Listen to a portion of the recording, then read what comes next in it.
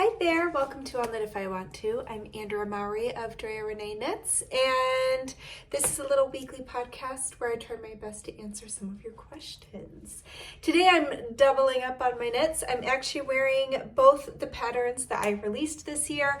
This is Moon Mint, my sweater that I released in January, and I am wearing that with the new Through Lines scarf is what I'm calling it, because it's long and thin, and you could also call it a shawl or a wrap. Call it whatever fits your fancy. But I'm loving it, and I hope you do too. So I knit this up out of Brooklyn Tweed Loft. This lighting is like catching the color perfectly right now. So this is cast iron, and it's almost black. This like really lovely dark gray. What did I use this in? I know I've used this in another pattern, and I can't think of it off the top of my head. And then I used Fossil, which is this off-white color here, more of a natural.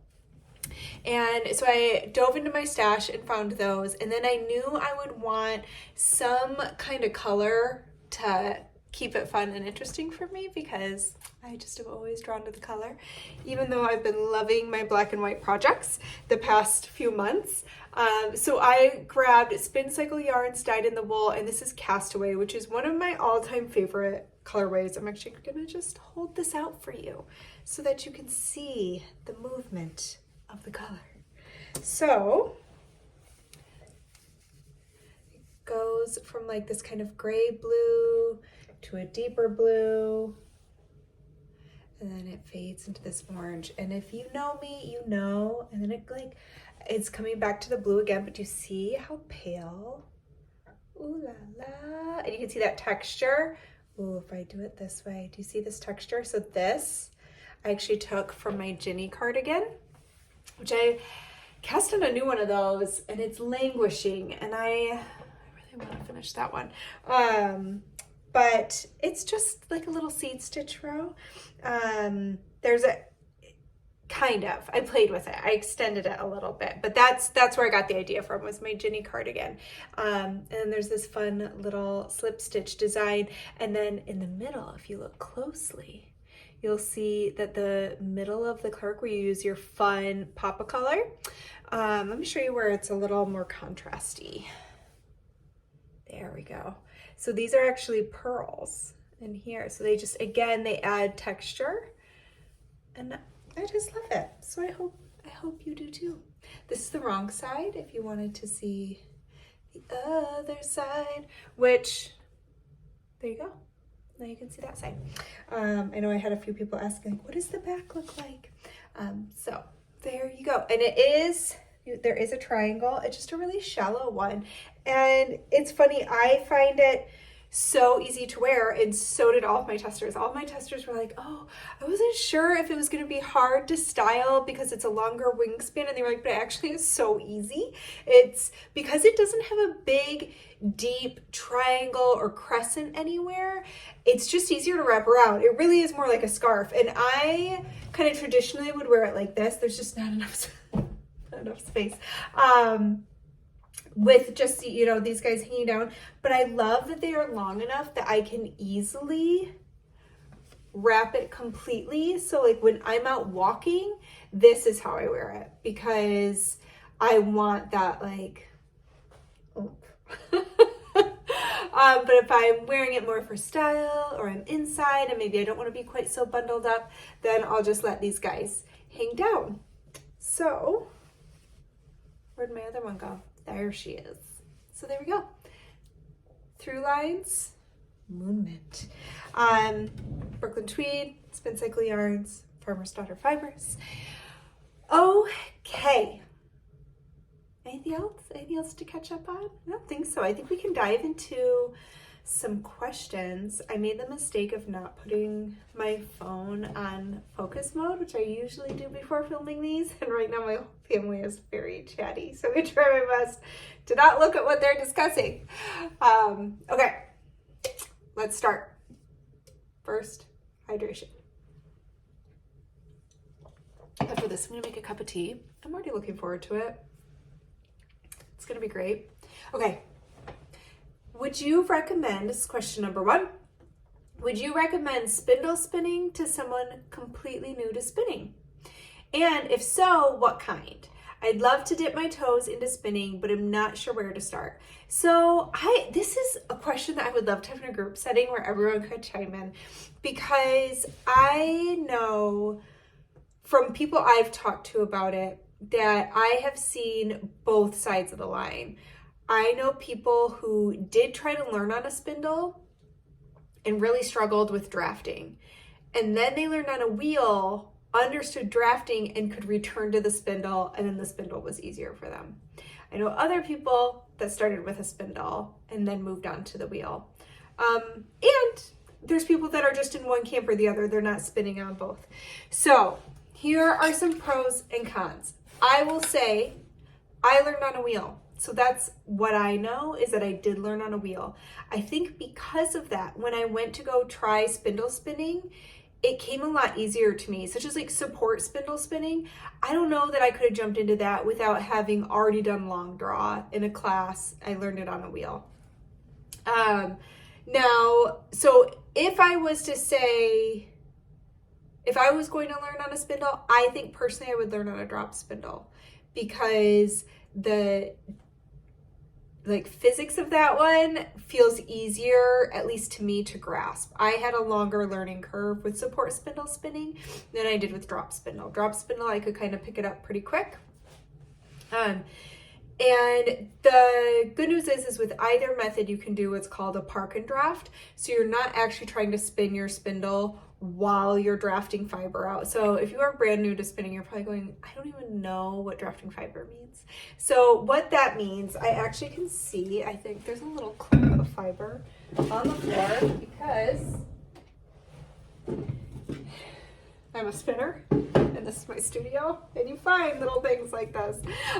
This is actually like little pilly bits. When I spin, I used to just, even when I would see like a little clumpy guy, I would just spin it right into my yarns. But a lot of times those become the pills. And so now I have started pulling out when I have this little funky piece that's on the edge of my braid or whatever. But anyways, back to the point at hand. So when you're spinning, you draft the fiber. It basically means like stretching the fiber out. And as we stretch, we add twist. Stretch and twist.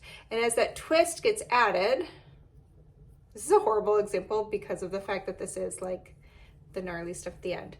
But as that twist gets added, it becomes a yarn. So it goes from being able to just drift it right apart to being locked together. Of course, I like, oh, this horrible example, Andrea. This is one of those times where I should rewind and start over, but I'm not gonna. Okay, so now do you see that there's twist? Boop, boop, boop. It doesn't come apart. Da, da, da, da, da, da. My sister's going, Andrea, put your hand behind it so they can see, but I only have 2 hands. Anyways, that is drafting your fiber. It's pulling it apart, and you do that as you add twist. And how much fiber you draft will determine how thick of a yarn you're going to end up. So no matter if you're spinning on a wheel or a spindle, you have to draft your yarn and put twist into it. So if you're doing the park and draft method with a spindle, let's pretend this is a spindle. It's not, it's a pen, but I could stick it between my legs. So I could add some twist, and I could park it, and I could draft out a little bit and let that twist go into the fiber supply a little bit, and then wrap it on, and then add some more twist and draft. Or would you draft? Andrea, stop. Yeah, I said my own name. I'm gonna stop turning this into a poor example of a spinning lesson, because I'm not a spinning teacher, as you can probably tell. And I'm gonna get back to like the actual question here. Wow. Okay. So I think a spindle is a great way to begin learning how to spin. And here's why. You can 100% be just a spindle spinner. So you don't ever have to spin on a wheel if that's not available to you. And one of the nice things with spindles is you can make a spindle. You can find some really well-priced, well is not actually the word I want to use, but you can find a huge range of prices in spindles. So it's a lower cost of entry compared to a wheel. Now, if you have access to renting a wheel or borrowing a wheel from somebody, if you have found one at an estate sale or something like that and it's in working order, then you have that option. But I do like the fact that spindles are a lower cost of entry. So it's a great place to start because anytime we're getting into a new hobby, here's the thing. Here is the thing.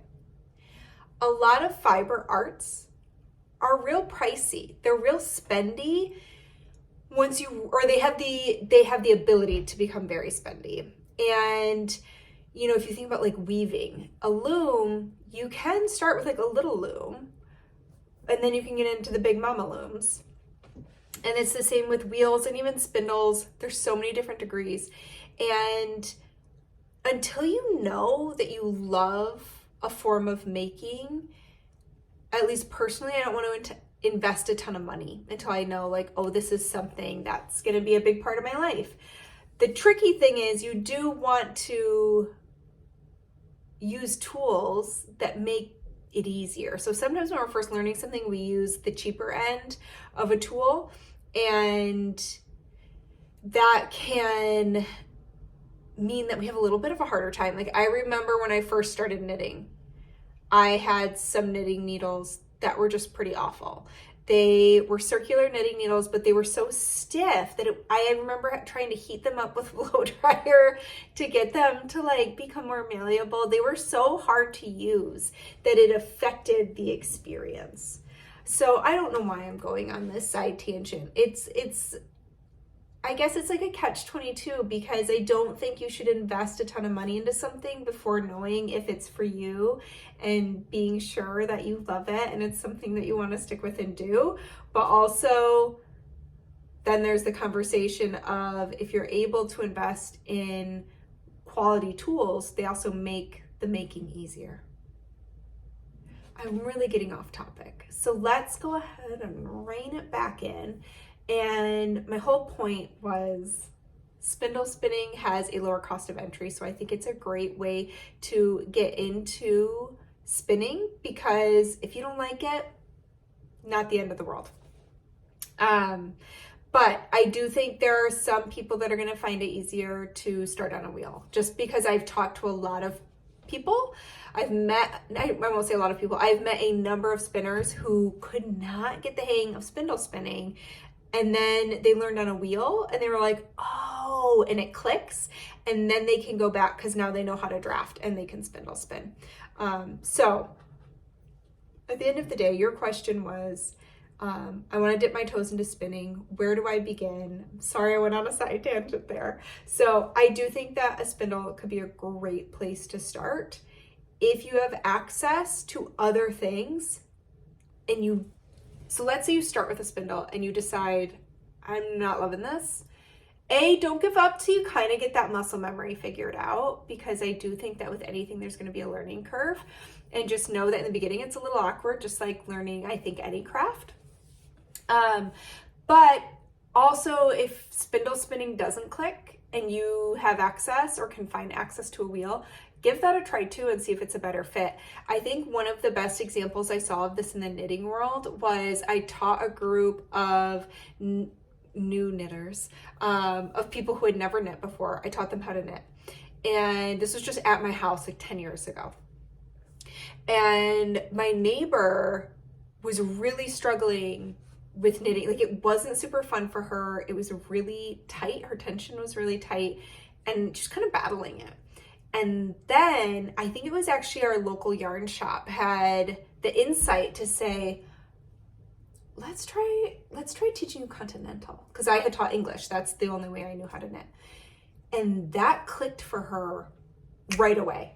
It's like she switched to holding that yarn in the other hand and all of a sudden she knew exactly what to do and it felt really natural and she loved it and it worked out so much better for her. So long story long, it's impossible to say, I think, which is a better place to start because everybody's different. And what worked really well for me may not be the same for you. So try out a spindle, especially if you have one that you could borrow or something like that. And then if you could also try out a wheel, it's nice to try both if you can. But there's no reason why you can't try one or the other. And I don't personally believe one is better than the other. Both are gonna help you create yarn, and I think there's pros and cons to both. Spindles are awesome because they are small, they're easy to transport. You can spindle spin pretty much anywhere. Wheels are great because they're a little bit more efficient because they're a bigger machine. So we can spin more yarn faster generally. So I tend to love to spin larger quantities of yarn. I think because of the fact that I design knitting patterns, I a lot of times think on a bigger scale. I think about sweaters and shawls. I also love knitting smaller accessories, but my happy place tends to be sweaters and shawls. So I always want enough yarn to be able to do whatever I want with it. So there, I love support spindle spinning, but I also know I only have so much time. So if I want to do a bigger project, I'm probably going to consider doing it on my wheel when it comes to a sweater spin. Now, I would love to hear if anybody here started with support spindle spinning, because that's the thing I did last. And again, I had a learning curve there that I am so happy that I stuck with it and didn't give up, but it was tricky.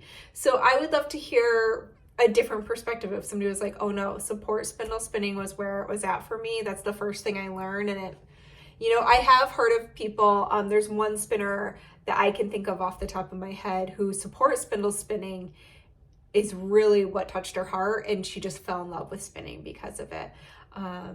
And I'm sure that there could be somebody in every category. So at the end of the day, try making some yarn, and whichever way you can go about it is great.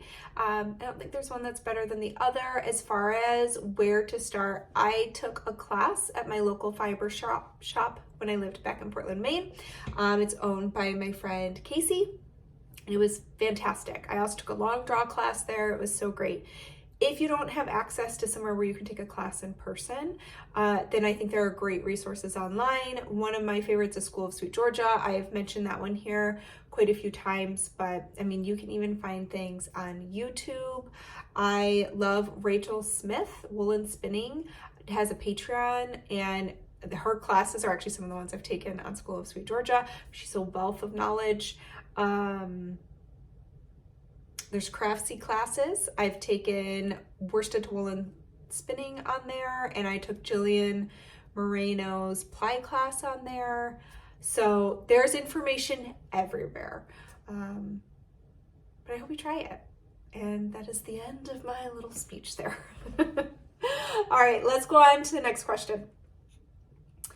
I want to knit your comfort fade cardigan with some special yarn that I got from a subscription. I have 8 colors and have enough to make the size I want in terms of yardage. However, how often do I change yarns? Is there a mathematical way to figure this out? Should I change doubly as often as is listed in the pattern for 4 colors? Yeah, so basically I think the easiest way to do that is if you have, I don't know what your yarn quantities are, but if you have 8 skeins, if 2 of those skeins are enough for the minimum yardage required for any one of those individual 4 colors I used, I would just pair up. I would pretend that these 2 skeins, these 2 skeins, these 2 skeins, these 2 skeins are all like color A for the first 2, color B for the second 2, C, D, and I would break them up that way because I think it'll just be really easy. You can see in the pattern the sequence I used to fade from one color to the next, and you'll just do that halfway through the section of using your color A, which would be, you know, your first 2 skeins of yarn. But I think that would be the simplest way to go about knitting that pattern with more colors. All right, the spin skein you showed in the last episode was lovely, but I'm curious how much fiber was that? It was huge. I've only been spinning for a couple of years, and your spins are always exciting to see. Thank you so much. So that was a big skein. I do like to do some big mama skeins. That one was 8 ounces. So I parallel drafted, which means I held 2 colorways of fiber. I held them together as one and drafted them together, spun them together into a single at the same time. And so those were each approximately a 4-ounce braid. Did I end up with that much? I actually did do my stats on that one because I'm already getting ready to use it. But I do not have my iPad right here, which is that's where I journal my spinning. That's where my spinning notebook is. But yeah, I think it was around 8 ounces, and it was over 200 grams, and it ended up being around, I think, 630 yards of DK weight yarn, 2-ply. So I was actually really surprised. I thought it was gonna be a sport or fingering. I always underestimate what yarn making. But I have a very loosey-goosey approach to spinning. I don't get real technical as I'm spinning. I spin for the pure joy of it. And I'm actually thrilled that it came out a little heavier than I thought it was coming out. So I can't wait to knit that up. But yeah, that was 2 braids together, so about 200 grams or 8 ounces. All right. Question number 4. I have knit a few sweaters and almost all of them are top-down construction, which I love. One thing that I do find is that despite going down the recommended number of needle sizes for the neckband, it can still come out quite large. I look at the sweaters you wear and see how nicely they sit as a proper crew neck, and I would love to be able to achieve the same fit, especially so that my base layers don't poke out. Okay, so couple tips here. One is do a deeper collar. So if you're only doing, some sweaters will have like 1/2 inch to 1 inch, and that's fine, and maybe that's what you like. And if that's what you like, I'm going to tell you my other tip in just a second. But on a lot of my sweaters, I like to do 2 inches, and I just find that lays so nicely. It tends to wear more like a proper crew neck. I mean, this is I think 1.5 inches on this one. So, you don't only have to do a little bit, especially if you do feel like it's opening up. Go deeper. But the more important, more helpful tip, I think, is going to be wait to do your collar till the end. So cast on using whatever, I like to do twisted German cast on, but cast on and go straight into your yoke directions. The only time this is not going to be feasible is if the back neck shaping is in the collar, because then you're going to want to cast on how your pattern tells you and start with the collar.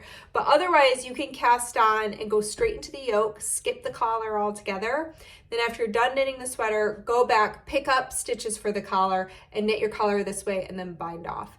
The reason that's probably going to work out better for you is it will mean that you have a nice hard line in your sweater right here that is not going to continue to open up because of gravity as you wear it. So if you think about it, when we've knit a top-down sweater and we have the whole weight of the sweater is resting on that, when there's no stability here, it can just continue to open that up, especially depending on your yarn choice. If you're using a yarn that doesn't have a ton of elasticity or grip, if it's a really smooth, soft yarn, then it kind of just wants to open and drape more. And that is what can create over time. All of a sudden you're like, whoa, this started out as a crew neck and now I feel like I have like this ballet neck happening. And that's just because it just doesn't have enough stability. So when you cast on and then go back and pick up those stitches, that's going to create this nice firm line that can handle the weight of that sweater over time. And the nice thing is then if it ever stretches out, you can really easily pull that color out and knit a fresh one, because it was just this little area of picked up knit stitches that you then bound off. So I think with those 2 tips, that should get you hopefully a nice, neater crew neck that you're looking for. Okay, last question. I'm moved to Austin a few years ago. I used to live in Austin.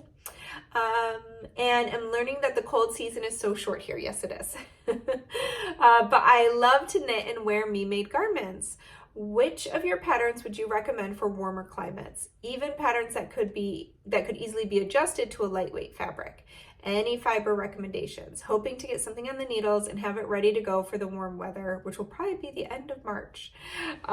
Okay, so for me, I'll add some links for you. So I just released a pattern called Hey Sailor, which is a cute little reversible boat neck cardigan that buttons up the back, or you can wear it with the buttons in the front. So you could flip it either way. That one I used, I believe it was a silk cotton yarn. So silk, cotton, linen are all great options for that warmer weather. Some people like bamboo. I personally have not really done a lot with bamboo, and I do know it grows. So just be careful with that one. When subbing in any of those fibers for a pattern that used wool, you just have to do a swatch and make sure that your gauge after blocking is still in line with what you're trying to achieve, to match it up to the original sweater. But Hey Sailor would be a great one. Vellicore was one of my earliest. It's a little kind of boxy top. I love that one. I wear that one all summer long. I originally did that in Yoth Best Friend, which unfortunately isn't available anymore. That was a cotton wool yarn. But I've also done one in just fingering weight. I actually did it in wool, and I still find that comfortable to wear in the summer. But I think Knitting for Olive, they have some great, more appropriate for warmer weather yarn. So I would definitely check them out. I also think that the Confluence Cotton from the Farmer's Daughter Fibers would work really well in that one. And then Nebula, the short sleeve version, I think would be great. Let's see, am I missing any that time? Yeah, let's start with those three. I think any of those three would work great. This one's also Confluence Cotton, and it's more of a 3/4 sleeve. It's not super long, and it's very like loose and comfortable. So I think it would be a great transition sweater. This is Moon Mint, which you'll see down at the bottom because I'm wearing it. I always link the patterns that I'm wearing. But I think any of those would be great. But really, as long as you are creating a fabric that you like with your yarn choice, try subbing it into what you want. I do have plans for what I'm hoping will be like a year-round cozy cardigan. That I say cozy, but I mean that even like in the summer when you're wearing your little sleep shorts and you're out on the back patio drinking your coffee in the morning, but you still need that like, so I have yarn actually coming this week to swatch for that. I'm really excited. I've done one swatch, but I'm having trouble deciding colors. And that one is going to be in some pretty fun fiber blends that include more like plant-based yarns that will be a little cooler. So that's why I think it'll be a good kind of anywhere sweater cardi. So I'm really excited for that. So stay tuned for that. But there you go. I will put some links in for those. I already mentioned the yarns. Okay. Anything else? We just finished up so many knit-alongs. We finished up the InstaFriends knit-along. We finished up the Traveler knit-along. And in just a few weeks, we'll jump into the March to May knit-along. I cannot believe that is in like 3 weeks. It's wild. I gotta get busy with that one. So great way to know about those kinds of things is by signing up to my newsletter. I tend to put all the information in there. So there's a link to my newsletter below if you are not already subscribed. And then I just wanted to show this. So every time I wear this, I have so many questions on this hat. So this is my hand-spun Harlow. It is actually kind of an amalgamation of both my original Harlow pattern and the worsted pattern. And I knit it during Rhinebeck like 3 years ago because I finished the project I was working on right before I had to leave for Rhinebeck. And I was like, oh no, I cannot think about getting a new design on the needles right before this huge trip. So I need to knit something comforting. And I grabbed this skein of hand spun and I cast it on. And so I get asked every single time I wear it. People ask, what is that pattern? And I basically combined those two patterns together. And I'm actually thinking about creating a pattern. It would be geared towards hand spun, but you could absolutely use any yarn. But my idea is to maybe do more of a gaugeless Harlow that you could use for hand spun, because a lot of times if you're like me, you don't necessarily know what thickness your yarn's going to be as you're spinning. And it would include all the ways I modified to create a one color flipped brim situation. So anyways, if you are like, I would love to have exact directions on how you made that one, let me know in the comments, because I'm thinking about that. This is probably my most worn hat. I wear it constantly. Hence why I get a lot of questions about it. Okay. I think that's it. Is there anything else? I don't think so. I hope that you have a fabulous weekend and get to do some making, and I hope to see you back here next week. If you would like to ask a question, there is a link to the form in the show notes below that you can click and fill that out. And if you enjoyed this, please feel free to like and subscribe, and I hope to see you back here next week. Bye!